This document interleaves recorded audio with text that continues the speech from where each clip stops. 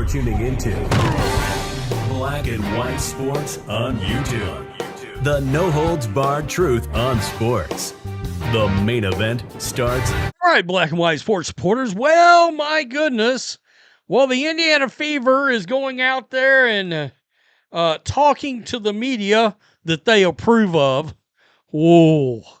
That Scott Agnes thing that I dropped a video on like an hour and a half ago, that is going viral.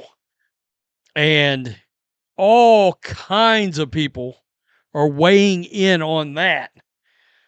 Oh, that's a backfire. That is a massive, massive backfire. I'm seeing national media members slamming the Indiana Fever for having done that. So if they thought that was going to roll out quietly, it did not work. Now, in the midst of Stephanie White and even Caitlin Clark trying to be like, nothing to see here, please move along, everything's good with the team, the franchise, there's no drama, it's nothing about the way we play, everything is cool. Until it's not. Until it is not. And when you start having 2-hour meetings that are airing the grievances, oh, you got a house that's burning down. You got a house that's burning down, and you know what happens? I'm going to be real. When teams start doing this, you see it in other sports. The coach is either on the verge of losing the locker room or has lost the locker room. When that kind of thing happens, I can't remember the last time I saw a team that had the dreaded team meeting and it work out in a positive way at some point. So we got some video and some clips. Stephanie White, Sophie Cunningham, and Kelsey Mitchell. And yikes. I mean, I got to be honest. And look at you got the media over here giggling, a he and a ha ha. Was Scott not doing enough of that for y'all? Is that what we got going on? Come on. Be professional, for crying out loud. Okay, so let's check this out. Stephanie White, who has this clip? Tony East. Stephanie White speaks to the media before practice on team meetings and defense. That's how she felt it was, I guess. Well, how productive was that? What did you guys gain out of that? I mean, I think it's productive. I think anytime you get an opportunity to have, authentic, real conversation, it's good. This is collaborative stuff with us, and some of it's execution, and some of it's, learning one another, and some of it's, dealing with, all the things that our team has to deal with, and some people and some of us who haven't been through it before, and some who have, it's like you got to name it, right? You got to name it. You got to identify it. You got to understand then what the action steps are to continue to move forward or to help one another. Every single person in here is a human being. Every single person has stuff going on. How can we help each other be the best that we can on the floor? Sometimes that's engaging a little bit more off the floor. It's certainly getting to know one another and being there for one another and pouring into one another. And so I think, just having some genuine conversation is helpful. She said it was coach created and then play. Okay, I'm going to stop it right there. This team's got some drama. This team officially has some drama, and they better start taking a hard look at themselves. It's not YouTubers' fault. It's not the media's fault. It's none of that. You've got a high-profile team that is now under a microscope and is under continuous scrutiny. Welcome to the big time. Welcome to the big time. I understand a lot of these WNBA players and certainly these coaches in the league aren't used to that. Of all teams, this one's going to have it, as well as any other team Caitlin Clark ever plays for. It's going to be like, oh, a real sports team being covered and getting real scrutiny and being criticized. Right? So I've said I don't think she's the person for the job. I don't think she can handle the scope of the job. I think it's too big for her. So, and I still wonder if she really has one foot off into being a basketball analyst. Like that's the gig she really wants to be doing. Right?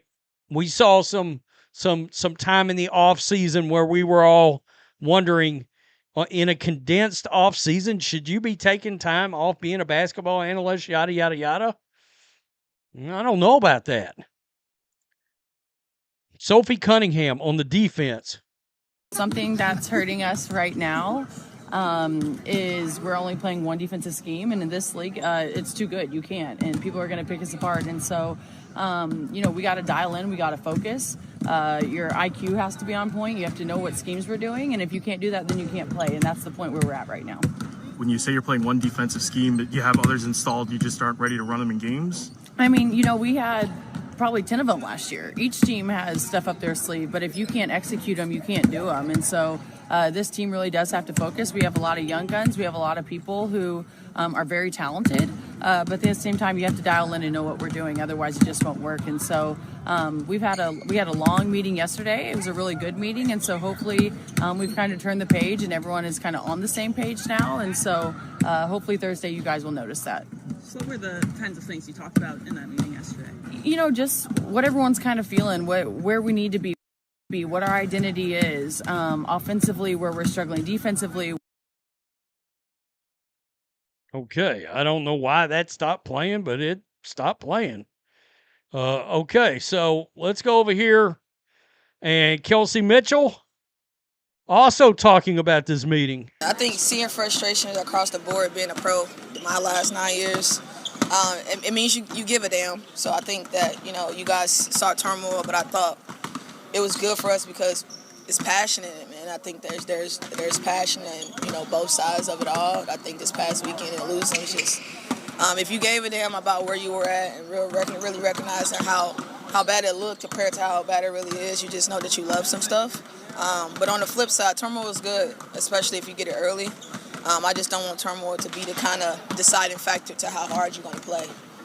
If you have some bad stuff happening, all of a sudden you want to play hard. I just think that it becomes counterproductive. So hopefully that don't be our MO. And the goal and the idea is to always just be honest about where the hell you are. And we're not that great right now. And if you're honest about that, I think that you could put in the right work right now. I'll give her some credit. We're not that great right now. You're right about that. You ain't that great right now. Wow. I mean, that's some honesty. It also sounded like there's some effort issues there. Right? Like some people aren't hustling. They're not giving enough effort in what it is they're doing. This team's got a bunch of drama. And I wonder, again, I mean, there was a lot of coverage on this team in 2024. And, well, and look, the Indiana Fever, as a franchise, they brought this all on themselves. The way they handled last year with the injury caused a lot of people automatically to distrust the franchise. I don't think they understand how damaging that was to the fandom and what they listen to now. And yeah, the camera's always on you. This has camera on it. And it's rolling on your bench all the time. So if you're having a shouting match or whatever it's going viral. That's going to go viral. And literally 12 YouTube videos are going up about it. There's going to be articles written about it. Every Tom, Dick, and Harry's podcast, including podcasts that maybe shouldn't be had during the season, You know, let's be real. Lock in. Basketball, basketball, basketball. I don't give a damn. I think this coach is cooked. I think the coach is cooked. Now, the problem is this sort of, even though they're not related, sort of strange, weird nepotism, incestuous thing that Kelly and Amber and Stephanie all have. And when I use that term, I mean they're all intertwined because of a past somehow. Can we get the best people for the job or only people we know? And why the fuck didn't any free agents want to come here? I mean, let's be real. Why did that not happen? Is that a Stephanie White problem? Why is Natasha Howard balling out like an MVP right now?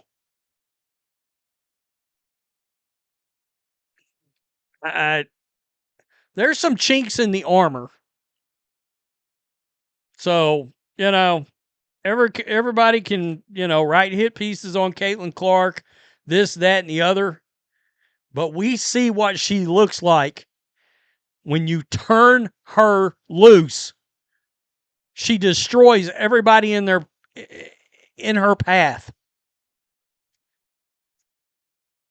Somebody told me, the Fever trying to sabotage her, blah, blah, blah. Is she going to be traded, right? And I'm like, I cannot imagine that this franchise or any franchise, I don't give a shit who it is in this league, would get to the point that they would make such a dumb, boneheaded move and actually move Caitlin Clark.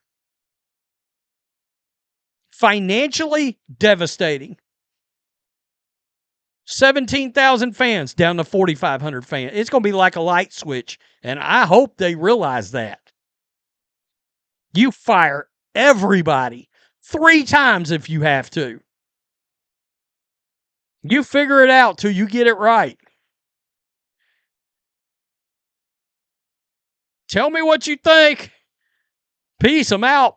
Till next time. Thanks for watching the show. Be sure to like, comment, and subscribe. Be sure to tune in next time on Black and White Sports.